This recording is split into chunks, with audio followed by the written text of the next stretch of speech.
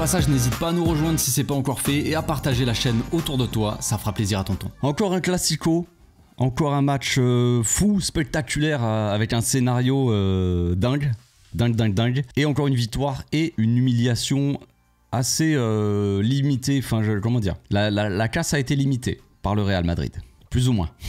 Real Madrid slash le gars en jaune là sur le terrain, je sais pas trop qui c'était. Bon, je pense que ce match-là, les gars, concrètement, je pense que ça représente parfaitement pour moi, ce match-là représente parfaitement toute la saison de Liga du Barça, mais aussi du Real Madrid. Un Barça largement supérieur tout d'abord en termes juste purement footballistiques. Footballistiquement parlant, quand on parle vraiment de terrain, quand on regarde le jeu, le Barça est largement supérieur au Real Madrid. Ils l'ont été toute la saison. Et encore une fois, c'est une victoire méritée. Encore un classico gagné et un trophée quasiment, j'ai envie de dire, parce que le pas vers le titre de Liga, et il y a eu un pas de plus, quoi, disons. C'est quasiment acquis. Le titre de Liga, prochaine victoire au prochain match, ce sera la Liga pour le Barça. Donc un Barça qui est largement supérieur au Real dans le jeu, un Real qui arrive à survivre grâce à son individualité, Mbappé principalement, mais pas que, pas que quand même. Déjà le Barça qui relance un petit peu à lui tout seul en fait ce Real Madrid. Sur Real Madrid qui, dès que tu le presses un petit peu, dès que tu mets ne serait-ce qu'un minimum de pressing, ils sont obligés de dégager des ballons, ils font des chandelles, ça devient du volley, c'est plus du football. Donc tu sens qu'ils sont pas très à l'aise avec un ballon dans leurs pieds. Mais tout de même, ils arrivent à rester en vie dans ce genre de match. Alors comment sont-ils restés en vie? Ça c'est la bonne question. Parce que, encore une fois, un classico entaché par des erreurs, allez, des erreurs, on va dire ça comme ça, d'arbitrage. Encore une fois un classico où avant le match il y a eu une grosse pression mise sur l'arbitre. Cette fois-ci ils ont changé un petit peu leur manière de procéder. Il y a eu une petite pression de Real Madrid TV, évidemment, on en avait parlé un petit peu, mais on l'a vu. Donc sur leur télé ils partageaient un petit peu des erreurs de l'arbitre là de la rencontre contre le Real Madrid. Donc encore une fois une pression mise sur l'arbitre, ça leur a pas suffi de faire un scandale pour la finale de Coupe d'Espagne, il fallait continuer. Bon, cette fois-ci ça n'a pas été poussé non plus très très fort on va dire, ils sont pas poussés au maximum, le Real qui a préféré jouer la carte de discretos, tu vois. Donc il y avait eu une réunion secrète avant le match entre Tebas, président de la Liga, bon, qu'on ne présente plus évidemment, des dirigeants, des représentants du Real Madrid et l'arbitre d'aujourd'hui. La réunion secrète, soi-disant, était pour parler du futur de l'arbitrage en Liga, de solutions, de je sais pas quoi. Pourquoi vous voyez l'arbitre d'aujourd'hui, du match d'aujourd'hui? Pourquoi vous le voyez pour parler de potentielles solutions pour les prochaines années? Un truc que j'ai pas compris, les gars. J'ai pas trop compris, mais bon, tranquille. Vous avez essayé de trouver des solutions. Et visiblement, les solutions ont été trouvées. En tout cas pour le Real Madrid dans ce match-là. Parce que, encore une fois, l'arbitrage a été assez scandaleux, malgré la victoire du Barça. Et c'est ça qui est assez frustrant parce que ça vient un petit peu entacher le match. Même si on va parler quand même, footballistiquement parlant, de ce match-là qui a été encore une fois spectaculaire. Mais malgré tout le football qu'on peut voir du côté du Barça, il est même du côté du Real, je veux dire. Si on met de côté l'arbitrage, Mbappé qui, à lui tout seul, sur une action, peut faire des différences, c'est bien. Mbappé qui est très en forme, qui a fait une grosse performance, hein. Il a mis un triplé face au Barça, c'est beau. C'est bien. Borja Iglesias l'avait fait, je crois. Mais ouais, c'est bien. Il a mis un triplé, c'est super sympa. Sauf que le problème, c'est que ce match-là, il est entaché encore une fois d'erreurs assez grossières. Tchouaméni qui fait une faute sur Ferran Torres en tant que dernier défenseur, qui annule une potentielle action de but. C'est censé être carton rouge direct. C'est une grosse faute et pourtant, il n'a pris qu'un jaune. Des fautes à répétition, bon ça, à la limite, qui sont pas sifflés ou qui sont sifflés tardivement. Au bout d'un moment, tu mets un petit carton alors que le gars, il avait fait 50 fautes avant. À la limite, je veux bien l'entendre. Mais encore une fois, on parlait, vous savez, des erreurs qui sont commises contre le Barça et contre le Real. Et on comparait un petit peu souvent ces trucs dans différents matchs, vous savez. Genre, il y a eu une faute comme ça face au Barça, elle n'est pas sifflée. Il y a eu la même faute face au Real, elle est sifflée. Et eux, ils ont eu un penalty, tu vois. Souvent, on compare un petit peu ce deux poids, deux mesures, cette gentillesse avec une équipe et cette manière un peu plus, je sais pas, bizarre d'arbitrer face à nous, des fois. On comparait un peu, mais sur des matchs différents. Et là, on a pu directement voir ce qui s'est passé avec une main, encore une fois, de Tchouaméni, qui aurait plus dû être sur le terrain déjà, mais sur un tir de Ferran, donc qui, je savais pas, il y avait 2 gardiens au Real Madrid, tu as le droit d'avoir un deuxième gardien. Et donc là-bas, le pied, la main, pardon, est décollée du corps. La balle frappe clairement dans le bras. Il y a un penalty assez clair. L'arbitre va voir la VAR l'appelle. Ouais, il y a peut-être un petit truc quand même. Ouais, bah, il l'arrête avec la main, donc léger quoi. Et l'arbitre va voir la VAR. Il voit la main, le ballon sur la main. Il regarde, il est là. Ah non, il n'y a pas penalty, il n'y a rien. D'accord, bon. Ok, soit. Donc, moi je considère qu'à partir de ce moment-là, on peut faire des mains dans le match. On a le droit de faire des mains. D'ailleurs, il y a un but qu'on met, et voilà, je vais faire parler mon côté objectif. Un but qu'on met quand même où De Jong fait un contrôle un petit peu du bras, j'ai l'impression. Donc il y a peut-être une petite main aussi. Mais bon, à la limite, équilibrage. Et à la fin, Fermin qui se fait shooter dans le ballon dans la main, encore une fois, et après il récupère, il se bat, il rentre, il met un beau but. Et le but est annulé pour une main. Donc quelle est la différence entre la main de Tchouaméni et la main de Fermin? Est-ce que du coup, il y a des mains qui se sifflent et des mains qui se sifflent pas? Comment ça se passe? Moi je demande, comment ça se passe? Donc vraiment ce match, on va repartir un peu là-dessus, on va se recentrer un peu sur le match, mais ce match vraiment représente bien la saison et un Barça aussi un petit peu qui a tendance à relancer à lui tout seul ses adversaires. On a beau être au-dessus largement, on relance le Real en leur donnant un petit peu des chances, des ballons, des trucs comme ça, pour qu'ils puissent rester en vie dans ce match. Ils n'ont pas besoin de ça, ils ont déjà l'arbitre pour ça. Et c'est un peu triste, mais c'est notre côté un petit peu... c'est cette équipe en fait. Cette équipe, cette saison, avec l'arrivée de Flick, on a vu un Barça beaucoup plus offensif, un Barça qui n'arrête jamais d'attaquer, qui prend beaucoup de risques. On en a parlé ces derniers jours après les matchs de Ligue des Champions. Et on a toujours ce Barça qui veut jouer, qui veut attaquer, qui veut pas s'arrêter d'attaquer et de défendre ou tout comme ça. Ils veulent jouer. Ça veut jouer. Et ça, je respecte ça encore une fois. Mais des fois, eh bien, on est tellement offensif, on est tellement haut que sur la moindre erreur défensive, le moindre ballon perdu, et on l'a vu encore une fois contre l'Inter la dernière fois, on a perdu des ballons comme le ballon d'Olmo sur le premier but, des choses comme ça. On perd souvent des ballons dans notre propre camp et c'est instantanément une action très dangereuse pour les adversaires, dangereuse pour nous quoi. Et là, instantanément, c'était aussi des actions de but où par moment il y a eu but ou des actions très dangereuses. Donc ça, c'est vraiment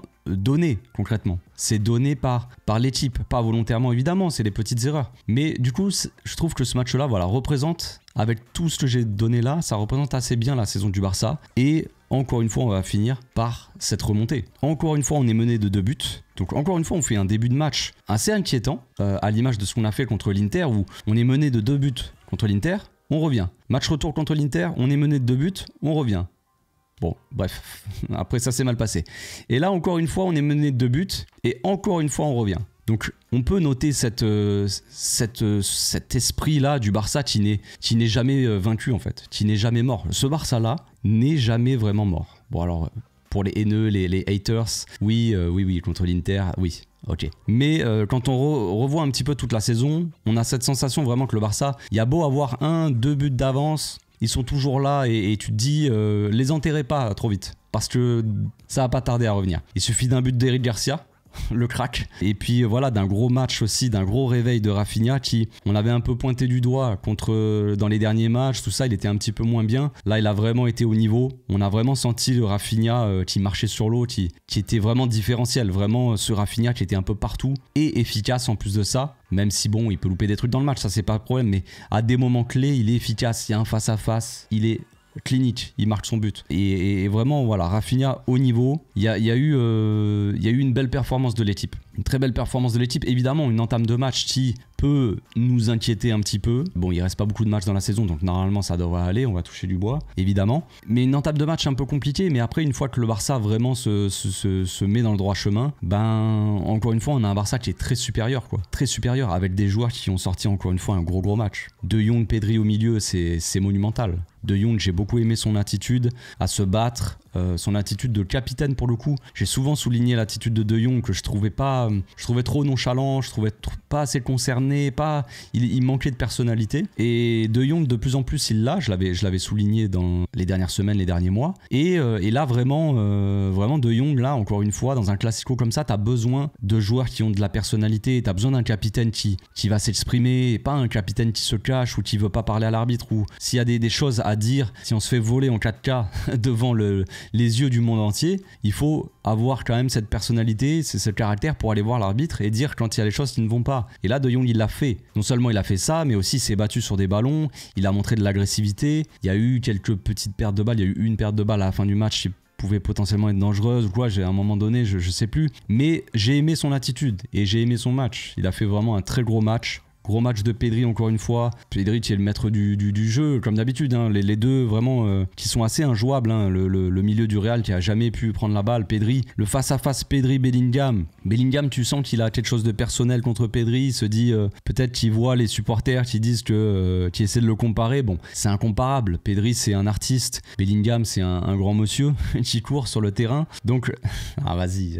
Je plaisante. Bellingham, c'est un bon joueur. Il a montré la saison dernière avec beaucoup de buts, tout ça. Mais en termes purement footballistiques, il n'y a pas de comparaison avec Pedri et Bellingham. Mais tu sens qu'il y a quelque chose de personnel entre Bellingham et Pedri, enfin surtout côté Bellingham qui essayait de faire des petites fautes sur Pedri, tout ça. Pedri, t'avais l'impression que tu pouvais pas lui prendre la balle, quoi. À noter aussi des erreurs de Cubarsí qui sont assez inhabituelles, mais qui est sorti blessé d'ailleurs. Alors est-ce que c'est physiquement qu'il est pas bien, j'en sais rien. Mais en tout cas, des erreurs qui ont coûté 2 buts, les 2 erreurs. On peut parler des fautes non sifflées sur Lamine Yamal, de l'arbitrage qui est pas impartial, tout ça, ok. Mais si on met de côté ça, Cubarsí fait 2 erreurs. Et il avait déjà fait une erreur sur le penalty contre l'Inter. Et là, ça fait 2 encore. Donc peut-être un Cubarsí qui est un petit peu plus en dedans, je sais pas, c'est un peu plus compliqué cette fin de saison. Peut-être que physiquement, ça commence à peser, qu'il a plus cette lucidité, tout ça. On lui pardonne souvent parce qu'il est jeune, c'est évident, comme on pardonne à Lamine Yamal quand il faisait des ratés, il est jeune, ça reste des cracks de l'équipe, donc ça y a pas de problème, mais bon, c'est à noter quand même, je trouve que c'est assez, c'est pas normal. Un bon retour de Christensen qui a fait une très belle rentrée, qui va pouvoir faire souffler Cubarsí aussi, tranquillement, si Cubarsí est blessé, ça serait bien que Christensen puisse prendre place sur la pelouse, parce qu'on n'a pas d'autres défenseurs centraux qui sont bons, malheureusement, enfin j'en vois pas d'autres au club, malheureusement. Eric Garcia qui joue latéral, donc il y a Cubarsí, il y a Inigo, il y a Christensen, c'est tout. Il n'y a pas d'autres défenseurs centraux, donc vraiment ça tombe bien que Christensen revient de blessure, il pourra remplacer Cubarsí, ça tombe bien. Match mitigé, Gérard Martin a fait des bonnes choses, et il a fait quelques pertes de balles en début de match surtout. Et que dire de sa frappe monumentale, il a failli marquer le but du siècle. Oh, la frappe timée à un moment. Heureusement que c'est le Courtois. Bon, après je pense que c'était barre ou pas cadré, j'en sais rien, mais la frappe de GG, demi-volée, s'il met ce but, et on lui fait une statue devant le Camp Nou à GG. Ah bref, ça m'a fait rire cette frappe parce que vu qu'il est beaucoup critiqué, que c'est censé être un joueur qui est pas au niveau du Barça, tout ça, et là il sort une frappe comme ça m'aurait, là j'aurais explosé de rire s'il avait mis ce but, j'aurais été content pour lui, mais j'aurais vraiment rigolé, ouais. J'adore ce genre de choses.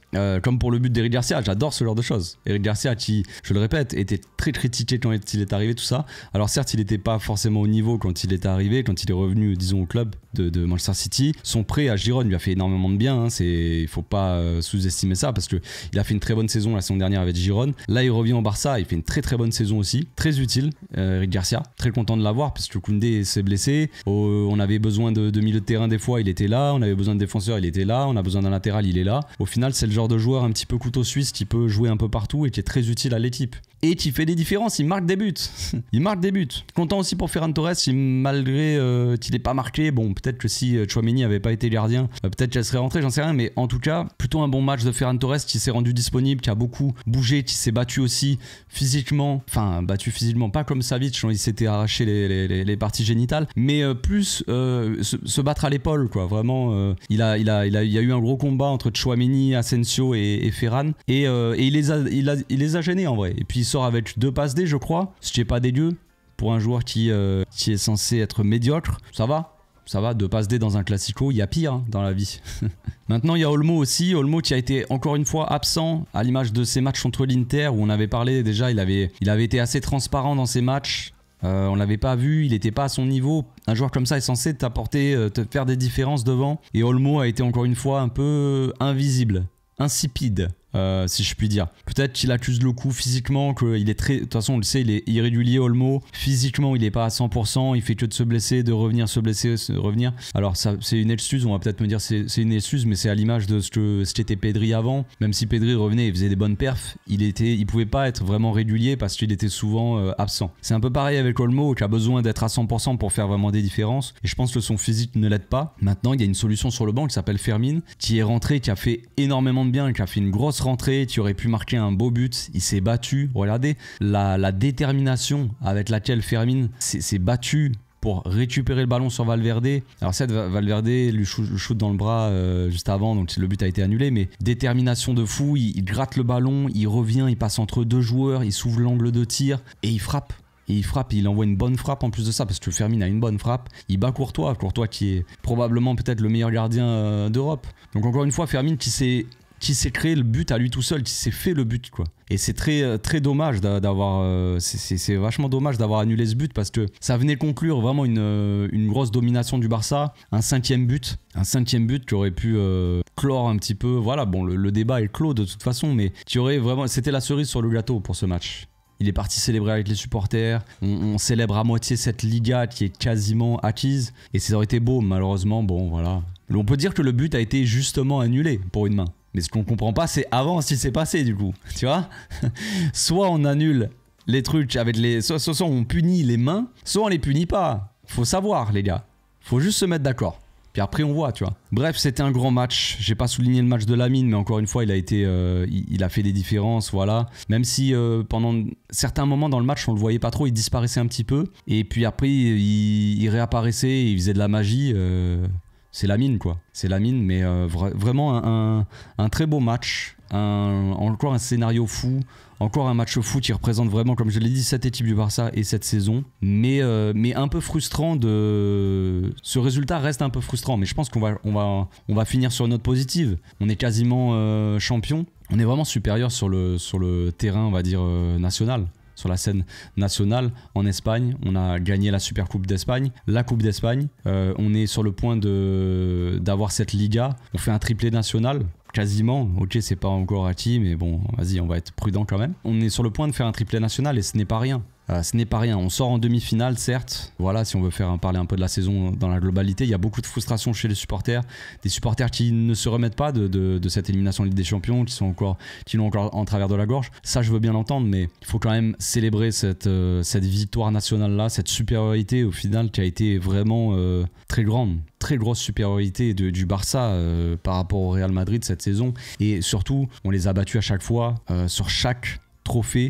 À chaque fois, on les a éteints. On les a éteints match aller, match retour de Liga. On les a éteints en Super Coupe d'Espagne. On les a éteints en Coupe d'Espagne. On a fait 4 classicos cette saison et sur les 4, le Real Madrid peut se sortir de ce match-là assez humilié, avec ce sentiment-là d'être une serpillière, quoi. J'ai envie de dire presque, sans vouloir être méchant bien sûr. Mais ce sentiment-là d'infériorité du Real Madrid, qui malgré des coups de main n'ont pas réussi. On a vaincu les amis. Nous avons vaincu la corruption. Donc le football a gagné cette fois-ci. Le football a gagné pour la 4e fois contre le Real Madrid, mais c'est beau. Je vous laisse ici. On se retrouve demain. On va faire une petite analyse. Ça fait longtemps que j'ai pas fait d'analyse. On va se régaler. On a le temps un petit peu. Les matchs, il n'y a plus trop de matchs cette fin de saison. Donc on va faire une petite analyse et puis je ferai une FAQ mardi, je pense. J'ai mis une boîte à questions sur mon Instagram. Vous pouvez aussi me poser des questions sur Discord. Je vous souhaite une agréable fin de week-end. Profitez bien de cette victoire et à demain. Ciao.